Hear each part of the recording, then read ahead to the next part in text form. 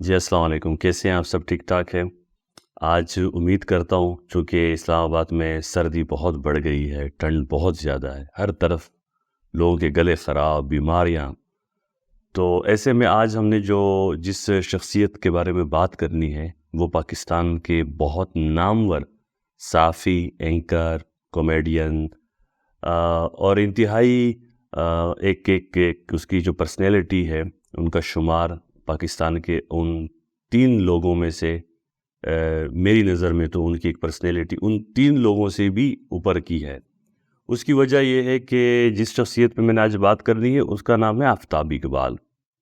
आफ़ताब इक़बाल पे मैंने इसलिए आज बात की कि हमने टेलीविज़न पे एंकर और गेस्ट को लड़ते देखा है, हमने अजीब-अजीब सी खबरें देखी हैं। मतलब हमें स्क्रीन पे कोई ऐसी कॉमेडी नहीं मिली कि जिसको देख के हमें लगा हो कि मैं आज भी खबरनाक, खबरदार इनके जितने भी प्रोग्राम हुए हैं जियो पे जितने चैनलों पे इन्होंने काम किया है, बेतहाशा चैनलों को पे काम किया है।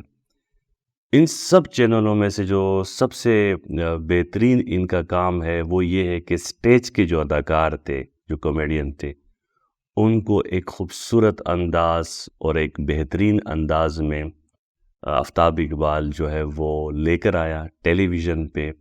और टेलीविज़न जो कि एक फैमिली सेटअप है, उस पे फैमिली बैठ के प्रोग्राम देखते हैं, तो इन्होंने बड़े एक खूबसूरत अदब के दायरे में रहते हुए आप इनकी सारी कॉमेडी देखें, उन लड़कों को, उन शख्सियात को जो कॉमेडी में बहुत बड़ा-बड़ा नाम कमा चुके थे। लेकिन जब टेलीविज़न पे आए और आफ़ताब इक़बाल की निगरानी में आए, तो आप यकीन मानिए कि इन्होंने अपनी जो जो इनकी कॉमेडी थी, उसमें 4 चाँद लगा दिए। आफ़ताब इक़बाल ने इसके अलावा जितने प्रोग्राम किए, वो भी बहुत बेतहाशा बेहतरीन थे। अच्छा, 3 लोगों की जब मैं बात करता हूँ ना कि 3 लोग पाकिस्तान की जो इनकी शख्सियात है, इनका बड़ा नाम है। वो 3 शख्सियात में से एक हसन निसार साहब हैं। इनकी जो बात करने का अंदाज़ है, जो सहाफ़ियों की फ़हरिस्त में इनका बहुत बड़ा नाम है। और इसमें कोई शक नहीं है, जज़्बाती हैं थोड़े से, लेकिन फिर भी आप देखें कि बहुत खूबसूरत इनका अंदाज़ है बोलने का और इंतहाई पढ़े-लिखे लोग हैं ये, ज़ाहिर-सी बात है। और दूसरे नंबर पर आफ़ताब इक़बाल का मैंने अभी जैसे ज़िक्र किया, आफ़ताब इक़बाल का बहुत बड़ा नाम है और बहुत खूबसूरत अंदाज़ से गुफ्तगू करते हैं, बड़ी एक अच्छी पर्सनैलिटी वाले हैं। और तीसरे नंबर पर हामिद मीर का भी नाम आता है और ज़िक्र किया जाता है। लेकिन मैं फिर भी एक दफ़ा आफ़ताब इक़बाल की तरफ इसलिए जाऊँगा कि आफ़ताब इक़बाल का जो नाम पाकिस्तान में, मतलब आप यूँ समझ लें कि हसन निसार अगर पहले नंबर पे है, दूसरे पे आफ़ताब इक़बाल है, तो आज के नौजवान, आज के जो लोग हैं वो आफ़ताब इक़बाल को एक बहुत ही बड़ा नाम देते हैं, बहुत ज़्यादा इज़्ज़त करते हैं।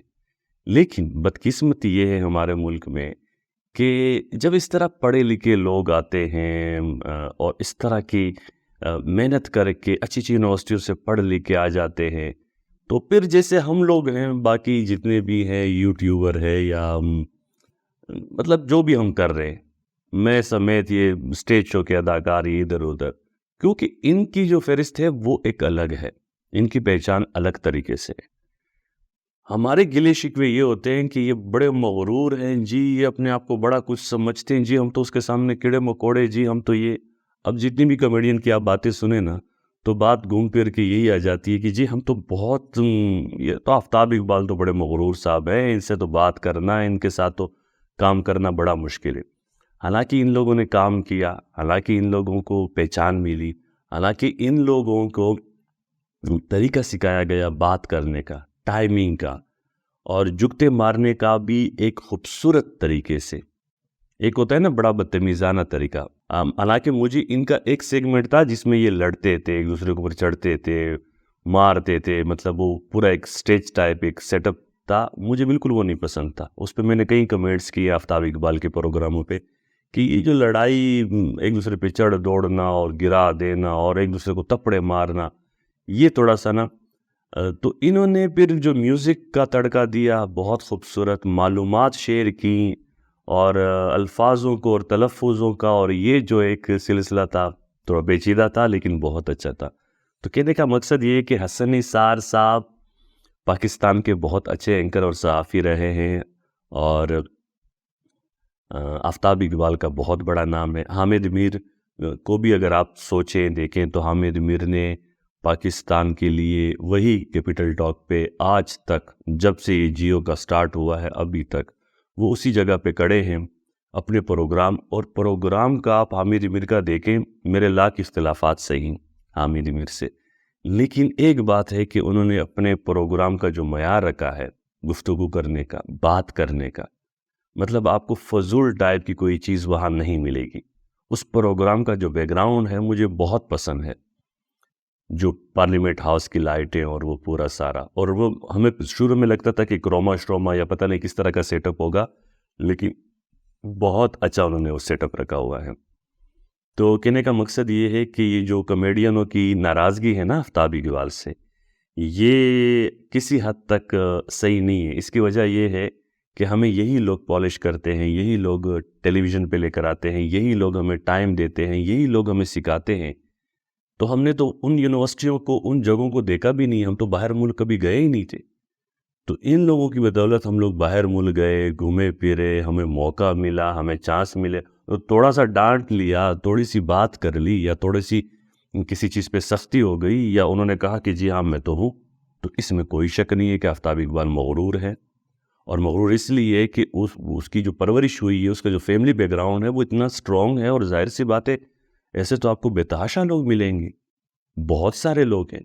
लेकिन उसके बावजूद भी कॉमेडी के अंदर आफ्ताब इकबाल ने जो टाइमिंग सेट की, जिस तरह से इन लोगों से बात की, मैं समझता हूँ कि इंतहा की खूबसूरत कॉमेडी तख्लीक की, इंतहा की खूबसूरत कॉमेडी स्क्रीन पर लेकर आए।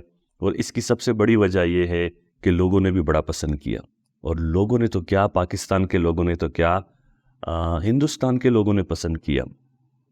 हिंदुस्तान के बहुत बड़े बड़े एक्टरों के मैसेज पड़े हुए हैं जो इनको आते हैं, तो बड़े अच्छे अच्छे सेगमेंट इसमें रखे, बहुत खूबसूरत इनका गेटअप था, बैकग्राउंड, इनकी कुर्सियाँ। इसी तरह से हसन निसार चौराहे प्रोग्राम करते थे, शायद उनका बड़ा मज़ेदार प्रोग्राम होता था, बेहतरीन। हसन निसार ने अपने टाइम में बेताशा खूबसूरत प्रोग्राम किए।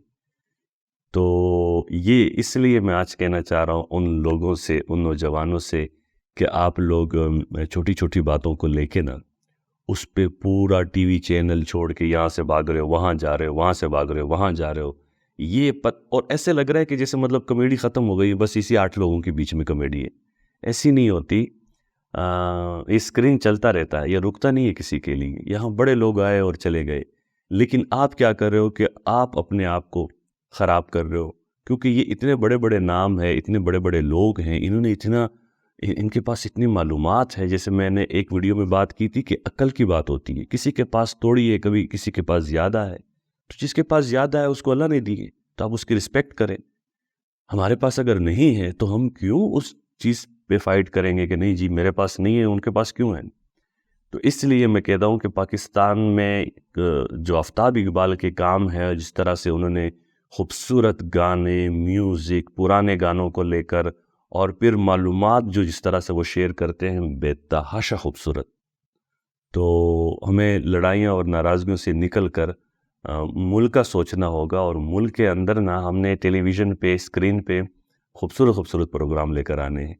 तो मेरी दुआ है कि आफ्ताब इकबाल को अल्लाह ताला कामयाबियाँ दे, और जो उनकी टीम है, जो नाला है, नाराज़ हैं, वो वापस आए और आफ्ताब इकबाल के साथ फिर से वो एक खूबसूरत प्रोग्राम स्टार्ट करें। उनकी बहुत बेहतरीन टीम थी। कुछ लोग दुनिया से चले गए, कुछ लोगों ने प्रोग्राम छोड़ दिए, और अल्लाह करे कि दोबारा वो अपने प्रोग्राम स्टार्ट करें। ओके, अल्लाह हाफ़िज़।